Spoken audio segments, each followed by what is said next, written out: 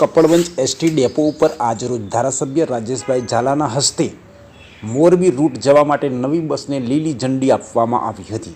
કપડવંજ કઠલાલ મત વિસ્તારના ધારાસભ્ય રાજેશભાઈ ઝાલાના વરદ હસ્તે કપડવંજ ખાતે નવીન બસ કપડવંજથી મોરબીના રૂટનું સંચાલનનું લોકાર્પણ કરવામાં આવ્યું હતું, જેમાં મુસાફર જનતાની સુવિધામાં વધારો થશે બસ અર્પણ કરવામાં આવી હતી। સદર લોકાર્પણ કાર્યક્રમમાં રાજેશભાઈ ઝાલા, ભાજપ મહામંત્રી ધૂળસિંહ સોલંકી, સરપંચ એસોસિએશન પ્રમુખ રૂપસિંહ પરમાર, પૂર્વ એપીએમસીના ચેરમેન નિલેશભાઈ પટેલ, તાલુકા ઉપપ્રમુખ રશ્મિન પટેલ, પૂર્વ તાલુકા પ્રમુખ Laxmansinh Jhala, depot manager NM Kalyani, PD Rabari, ડેપોના સુપરવાઇઝર સ્ટાફ, યુનિયનના પ્રતિનિધિ શ્રી કર્મચારીગણ હાજર રહ્યા હતા અને નવી બસોના લોકાર્પણના કાર્યક્રમને સફળ બનાવ્યો હતો।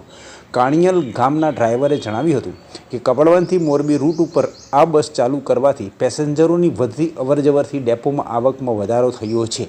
તેમજ ઘડિયાળ ગામના કંડક્ટર જણાવી રહ્યા છે કે કપડવંજ ડેપોમાં મોરબી રૂટ પર દોડતી બસ ઇન્કમમાં વધારો કરતી આવક બસ બની છે, જે કપડવંજ ડેપોનો ગર્વ છે। હવે મુસાફરોનો બહોળો પ્રતિસાદ પણ જોવા મળ્યો હતો।